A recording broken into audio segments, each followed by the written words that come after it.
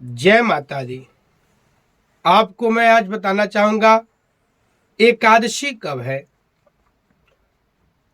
एकादशी के दिन क्या करना चाहिए, कैसे भगवान नारायण का पूजा करना चाहिए, भगवान विष्णु का पूजा कैसे करना चाहिए, विशेष उपाय एकादशी के दिन क्या कर सकते हैं आप, और एकादशी किस लिए मनाया जाता है, किस भगवान का एकादशी व्रत होता है, एकादशी कथा किस भगवान का होता है।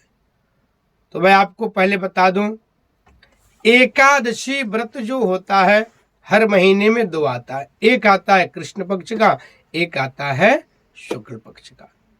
हर महीने में पड़ता है। 24 एकादशी होता है, और मलमास अगर हो जाता है तो दो बढ़ जाता है, 26 एकादशी हो जाता है। क्योंकि मलमास जो होता है वो अधिक मास होता है, इष्टरा जो कहते हैं, तो दो अधिक मास हो जाता है तो दो हो जाता है 26। हर महीने में दो आता है, कृष्ण पक्ष, एक शुक्ल पक्ष, एक अंधेरा पक्ष, एक उजाला पक्ष। बहुत से लोग ऐसे हैं वह दोनों एकादशी करते हैं, 12 महीने का सारी एकादशी करते हैं, और एक सारा एकादशी भगवान श्री हरि नारायण का ही है। भगवान परम पिता परमात्मा श्री हरि भगवान विष्णु का एकादशी व्रत है। जैसे पूर्णिमा के दिन भगवान विष्णु का दिन होता है, ऐसे एकादशी का भी दिन भगवान विष्णु का है, भगवान नारायण का एकादशी का दिन होता है। एकादशी के दिन भगवान नारायण का पूजा होता है, भगवान विष्णु का आराधना किया जाता है, भगवान विष्णु का साधना किया जाता है, भगवान विष्णु का उपवास किया जाता है। भगवान श्री हरि नारायण परम पिता परमात्मा श्री हरि नारायण की पूजा करने से, उनका भक्ति करने से, उनका भजन करने से, कुछ नहीं तो उनका अपने मन में उनके नाम का ही गुनगुनाहट करिए, नाम का ही उच्चारण करते रहिए, देखिए आपका कल्याण हो जाएगा। और एक और बात बता दूं मैं, भगवान विष्णु की पूजा करने से आपके जीवन के सारे पाप नष्ट हो जाते हैं। उसके साथ साथ भगवान श्री हरि विष्णु का पूजा करने से आपको कभी नरक का द्वार नहीं देखना पड़ता है, सीधे आप स्वर्ग लोक में ही जाएंगे। चाहे आप जाने में चाहे अनजाने में भगवान विष्णु का पूजा करते हैं तो आपको कभी भी नरक लोक में नहीं जाना है, हमेशा स्वर्ग लोक की प्राप्ति होती है। भगवान श्री हरि विष्णु अपने भक्तों के लिए, जो भगवान विष्णु का साधना करते हैं, भगवान विष्णु का कीर्तन करते हैं, भगवान विष्णु का पूजा करते हैं, भगवान विष्णु का स्मरण करते हैं, वह भक्त कभी यमराज के द्वार पे नहीं जाता है। यमराज भी डरता है।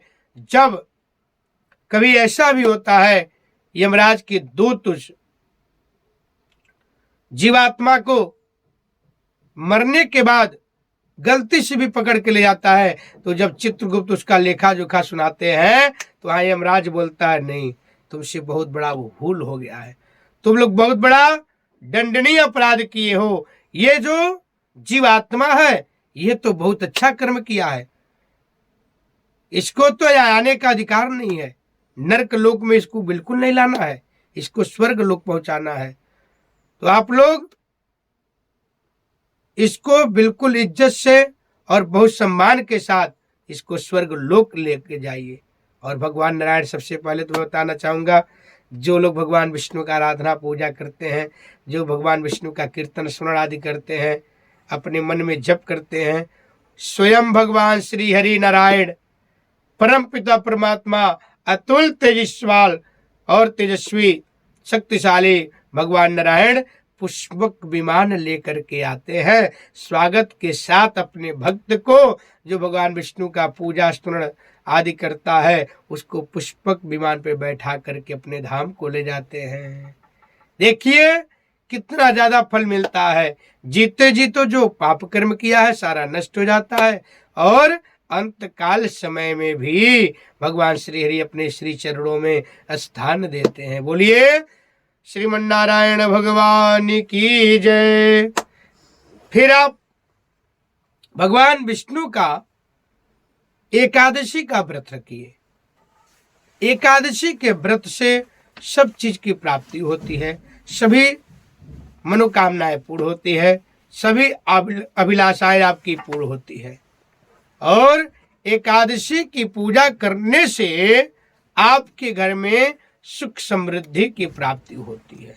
अचानक कोई दुर्घटना नहीं होता है एकादशी की पूजा करने से, एकादशी का व्रत भी करने से। तो आप लोग इस प्रकार से भगवान विष्णु का एकादशी का व्रत रखें, एकादशी का उपासना करें। 2025 दिसंबर में 11 दिसंबर दिन बुधवार को एकादशी व्रत है। मोक्षदा एकादशी व्रत 11 दिसंबर दिन बुधवार को है। आप लोग बहुत ही आस्था के साथ, बहुत ही श्रद्धा के साथ भगवान श्री हरि विष्णु का एकादशी का व्रत करें, पूजन करें, भगवान का भोग लगाएं, आरती करें, भगवान का साधना करें, भगवान का कीर्तन स्मरण आदि करें, सत्यनारायण भगवान विष्णु भगवान का भजन करें। नहीं कुछ कर सकते हैं, ओम नमो भगवते वासुदेवाय का अपने मन में जप करें, आराधना करें। देखिए भगवान विष्णु आपको सभी चीज से परिपूर्ण करेंगे। अब मैं आपको एक ऐसा उपाय बता देता हूं जिसको करके एकादशी के दिन आप विशेष लाभ प्राप्त कर सकते हैं। आप लोग एकादशी के दिन, किसी भी शुक्ल पक्ष के एकादशी के दिन आप श्री यंत्र लाएं, लक्ष्मी जी का यंत्र लाएं और उस दिन उसको पूजा कर दें। कलावा से उसको लपेट करके स्नान करा दें, जल से, गंगा जल से, फिर पंचामृत से, फिर जल से, फिर उसमें केसर युक्त पीला टीका का चंदन लगा दें, पुष्प चढ़ा दें, धूप दीप दिखा करके, ज्योत दिखा करके भोग लगा दें। फिर भगवान नारायण का एक माला जप कर दें, ओम नमो भगवते वासुदेवाय। फिर ओम श्रीम श्रीयाय नमः जप करके उसको अपने या तो मंदिर में रख लीजिए, नहीं तो तिजोरी में रख लीजिए। देखिए माता लक्ष्मी कितना प्रसन्न हो जाती हैं, आपके घर में धन धान्य से कितना भरपूर कर देती हैं। जहां भगवान नारायण का पूजन होता है, माँ लक्ष्मी बिना बुलाए आती हैं, क्योंकि उनके क्या है, माँ लक्ष्मी के भगवान नारायण पति हैं।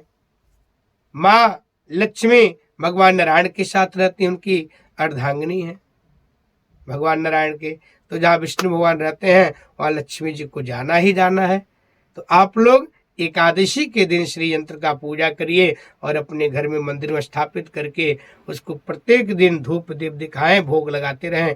देखिए वह इतना सिद्ध हो जाएगा, कभी भी आपके घर में धन का कभी कमी नहीं होगा, हर तरह से परिपूर्णता रहेगा, कोई आपके घर से भूखा नहीं जाएगा, आपके घर में अन्न का भंडार, धन का भंडार सदैव भरा रहेगा। तो यह वीडियो आपको कैसा लगा कमेंट के माध्यम से अवश्य बताएं।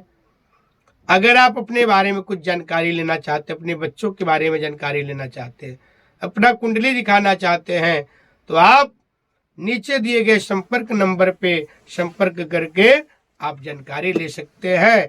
और वीडियो में चैनल को सब्सक्राइब करें, लाइक करें, शेयर करते रहें और कमेंट के माध्यम से ओम नमो भगवते वासुदेवाय, ओम महालक्ष्मी नमः अवश्य लिखें। जय माता दी।